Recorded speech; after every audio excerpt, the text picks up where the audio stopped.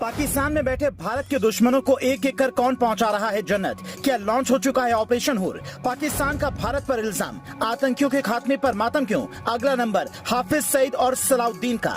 मोदी की ताकत, डोभाल का दिमाग, हुरों से मिल रहे आतंकी, गौर से देख ले दुनिया, ये फिल्म नहीं हकीकत है।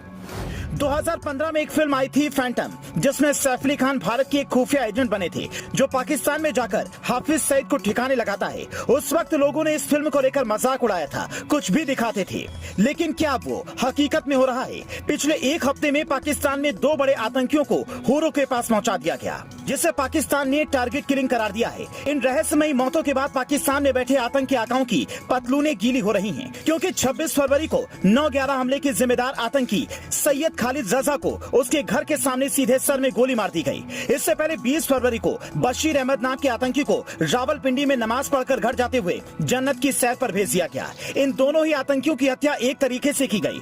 हथियारबंद मोटरसाइकिल सवार आए और सीधे सिर को पिस्तौल की गोली से निशाना बनाया और काम तमाम। लेकिन ये कहानी अब से नहीं चल रही है। अजीत डोभाल को जब पीएम मोदी सरकार में लेकर आए, कहा जाता है कि तभी एक खुफिया प्लान तैयार हुआ। पिछले 7 सालों में कई ऐसे आतंकियों की हत्या पाकिस्तान में हुई जिसे उसने किसी को बताया ही नहीं।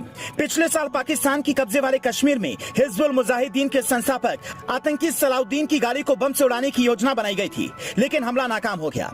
इसी तरह भारतीय विमान अपहरण करने वाले एक आतंकी को उसके घर में ढेर करने की योजना थी, जिसकी कॉल ट्रेस हो गई। लेकिन पिछले साल मार्च में विमान अपहरण करने वाला जैश ए मोहम्मद का आतंकी जाहिद इब्राहिम इसी तरह के हमले में मारा गया। जून 2021 में लश्कर आतंकी हाफिज सईद के घर के बाहर एक बम फटा, जिसमें सईद बच गया। लेकिन और कितने दिन बचेगा ये कहना मुश्किल है, क्योंकि पाकिस्तान का मानना है कि इन हमलों के पीछे भारतीय खुफिया एजेंसियों का हाथ है, जिसकी कमान अजीत डोभाल के हाथ में है और वो अंडरग्राउंड मिशन के मास्टर हैं। खुद भी कई साल पाकिस्तान में रहकर आए हैं। पाकिस्तान की विदेश राज्य मंत्री हिना रब्बानी खार ने संयुक्त राष्ट्र से इन किलिंग को लेकर भारत पर कार्रवाई करने की मांग की थी, लेकिन संयुक्त राष्ट्र ने एक बात नहीं सुनी, क्योंकि मरने वाले सारे आतंकी हैं जिन्होंने भारत में कभी न कभी हमलों को अंजाम दिया है। आतंकी खालिद रजा की मौत की जिम्मेदारी पाकिस्तान के एक संगठन ने ली है, जिसका नाम SRA यानी कि सिंधु देश रेवोल्यूशन आर्मी है। ये पाकिस्तान से अलग सिंधु देश की मांग कर रही है, लेकिन पाकिस्तानी रक्षा विशेषज्ञों का कहना है कि ये काम उस संगठन का नहीं है, इसके पीछे भारत का हाथ है।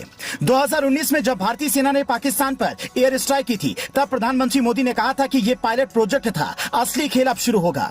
तो क्या पाकिस्तान में आतंक के अंत का खेल शुरू हो चुका है? और अमेरिका इंग्लैंड के लोग जो फिल्मों में जासूसी करके अपनी बढ़ाई करते हैं, वैसा ऑपरेशन भारतीय खुफिया एजेंसी चला रही है, क्योंकि पहले भारत ने पाकिस्तान में सर्जिकल स्ट्राइक की और घर में घुसकर आतंकियों को जन्नत की सैर कराई। उसके बाद एयर स्ट्राइक से मारा, अब ये खुफिया ऑपरेशन। इसके बाद पाकिस्तान को ये चिंता सता रही है कि हिंदुस्तान का अगला कदम क्या होगा। हाफिज सईद और सलाउद्दीन जैसे आतंकियों को ISI ने खुले में घूमने से मना कर दिया है, क्योंकि अगला टारगेट यही होने वाले हैं। Bureau report, news flash.